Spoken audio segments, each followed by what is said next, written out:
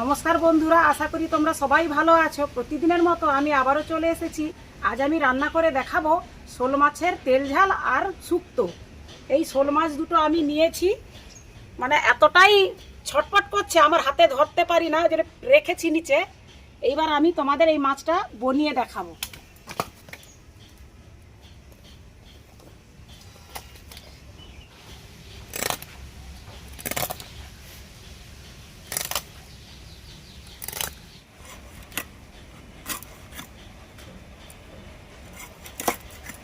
আমার কাটা হয়ে গেছে, আমি এবার মাছটাকে ধুয়ে নেব ভালো করে।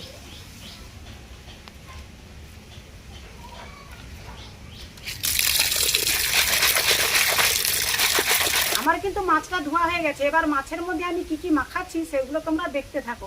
আমি কিন্তু ঘরোয়াভাবেই রান্না করব, কিন্তু রান্নাটা হবে খুবই সুস্বাদু। দিয়ে দেবো 1 চামচ লবণ, হলুদ গুঁড়ো 1/2 চামচ,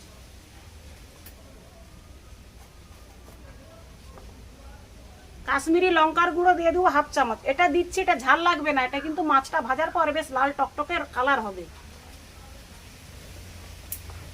আর দিয়ে দেবো কিছুটা সরষের তেল। এবারে সবগুলোকে আমি ভালোভাবে মাখিয়ে নিব।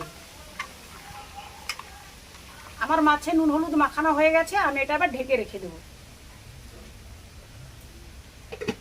শুক্তোর জন্য এখানে নিয়েছি 2টো কাঁচকলা, 1টা বেগুন, গাজর আর মিষ্টি আলু, সন্না খাড়া আর উচ্ছে 3টে আলু।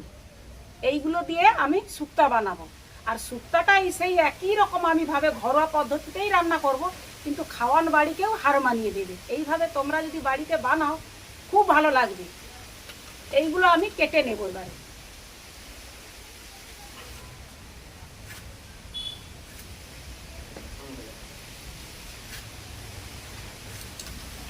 তো এই শুক্তার জন্য কিন্তু কাঁচকলাটা একটু পাকল হলে ভালো হয়। নরম কাঁচকলার শুক্তো করলে কি হয়, একটু প্যাচপ্যাচে টাইপের হয়ে যায়। আর এইগুলো হলে বেশ শক্ত শক্ত থাকে আর গোটা গোটা থাকে, ঘাটা হয়ে যায় না। কাঁচকলাগুলোকে একটু মোটা করে ছাড়াতে হবে, যাতে সবুজ অংশটা না থাকে। সবুজ অংশটা থাকলে কি হয়, কাঁচকলাগুলো কালো দেখায়। আমার সব সবজিগুলোই কাটা হয়ে গেছে, আমি এবার উনানটা ধরিয়ে নেব।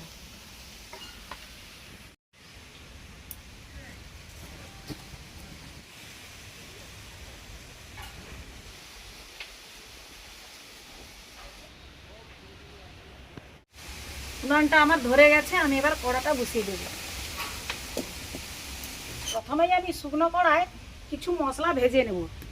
এতে আছে 5 ফোড়ন আর চন্দনী, এটা দিতেই হয়। এটা দিলে কি হয়, এই যে শুক্তোটা বানাবো পুরো একদম খাওয়ান বাড়ির মতো শুক্তো হবে।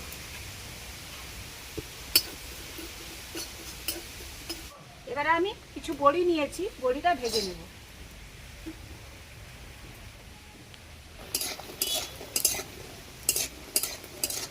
বড়িগুলো আমার ভাজা হয়ে গেছে, এবারে আমি বড়িগুলোও নামিয়ে নেব।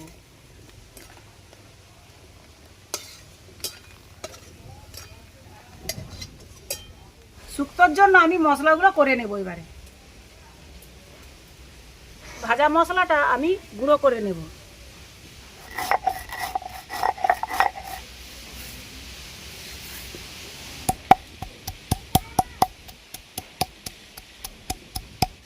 আর নিয়েছি পোস্ত আর রাই সরষে আর কিছুটা চাল মগজ।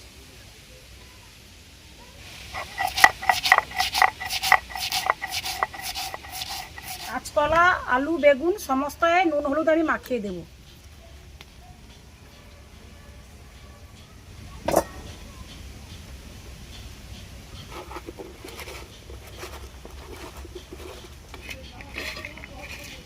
সবজিগুলোকে আমি ভালোভাবে ভেজে নেব, তার জন্য কিন্তু আমার বেশ কিছুটা তেল লাগবে। আর শুক্তো মানেই একটু তেল লাগে। তেলটা গরম হয়ে গেছে, আমি এবার প্রথমে কাঁচকলাগুলো ভেজে নেব।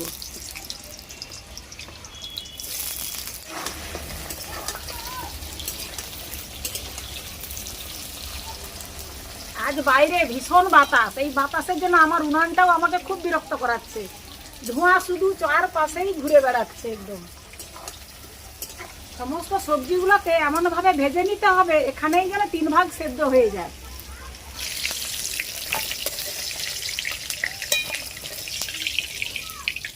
সবগুলোই সবজি কিন্তু আমার ভাজা হয়ে গেছে। আমি সন্না খাড়াটাকেও একটু তেলের উপর নেড়ে নিচ্ছি। বন্ধুরা, তোমরা এই রান্নাগুলো কিন্তু ভিডিও প্রথম থেকেই শেষ পর্যন্ত দেখতে থাকবে। আর যদি স্কিপ করে করে দেখো তাহলে কিন্তু রান্নাটা পারফেক্ট তোমরাও বাড়িতে বানালে পারবে না।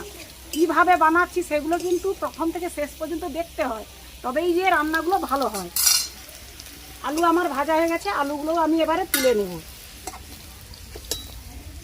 তেলের মধ্যে দিয়ে দিব শুকনো লঙ্কা, কিছুটা 5 ফোড়ন, এবারে দিয়ে দিব উচ্ছা,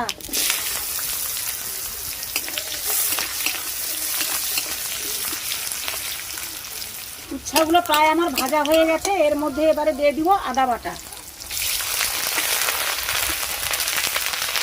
এবার ভেজে রাখা আলু আর সন্না খাড়াগুলো দিয়ে দিব। পরিমাণ মতো লবণ দিয়ে দেব আর হলুদ গুঁড়ো।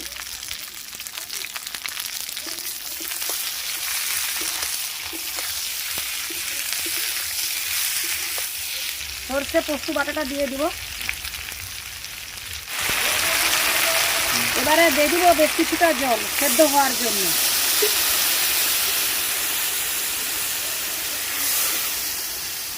এর একটু আমি গরম জল তুলবো। একটু গুঁড়ো দুধ নিয়েছি, গুঁড়ো দুধ একটু গলানোর জন্য কিছুটা আমি জল তুলে নেব।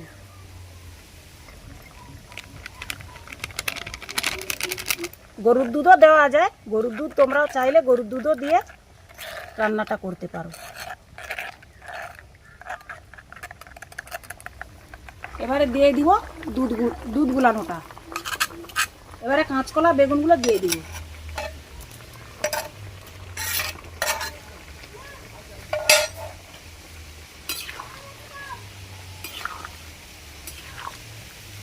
ভাজা বড়িগুলোও দিয়ে দিব। মিষ্টি স্বাদ আনার জন্য আমি দিয়ে দিচ্ছি 1 চামচ চিনি আর ঘি 1 চামচ। আমার শুক্তো রান্নাটা কমপ্লিট হয়ে গেছে, আমি এবারে নামিয়ে নিচ্ছি।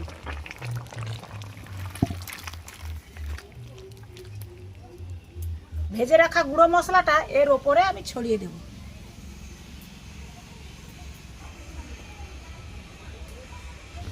শুক্তো রান্নাটা আমার হয়ে গেছে। তারপরে আমি কড়া ধুয়ে বসিয়ে দিয়েছি, কড়াটা গরমও হয়ে গেছে। আমি এবার কড়ার মধ্যে তেল দিয়ে দিব। এবারে শোল মাছের তেল ঝালটা করব।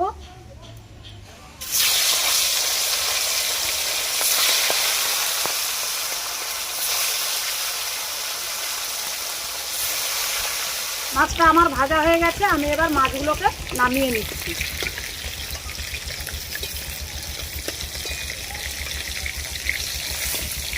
ওই তেলের মধ্যেই দিয়ে দিব 2টো তেজপাতা, কাঁচা লঙ্কা চেরা। এবারে দিয়ে দিব পেঁয়াজ বাটা,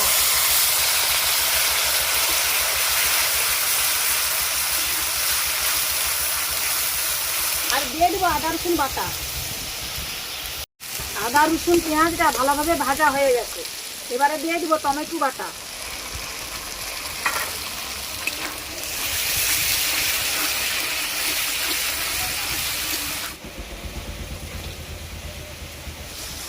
এবারে দিয়ে দিব গুঁড়া লঙ্কা, পরিমাণ মতো হলুদ গুঁড়ো, লবণ,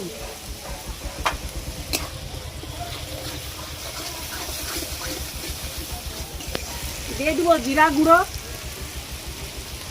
ধনিয়া গুঁড়ো আর গরম মশলার গুঁড়ো দিয়ে ভালো করে আবার একটু ভেজে নেব।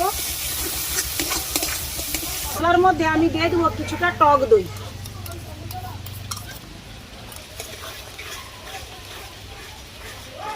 মশলাগুলো আমার ভালোভাবেই ভাজা হয়ে গেছে। সাইড থেকে কত সুন্দর তেল একদম লাল হয়ে উঠে যাচ্ছে। এইবারে আমি দিয়ে দিব 1 বাটি জল। ঝোলটা ফুটে গেছে, এবারে আমি দিয়ে দিব ঝোলের মধ্যে মাছ।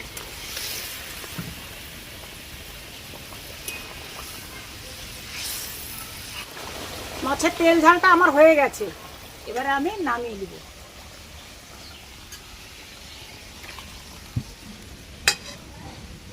এবারে এর ওপরে আমি ধনেপাতা কিছু ছড়িয়ে দেব। বন্ধুরা, আমার 2টো রান্নাই কিন্তু কমপ্লিট হয়ে গেছে।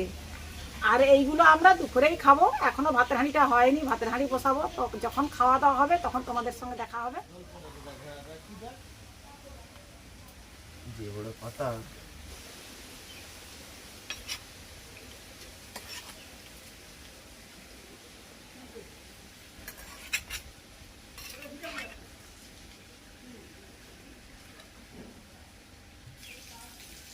আমিও বসে গেলাম খেতে, আর দেরি করে লাভ নেই।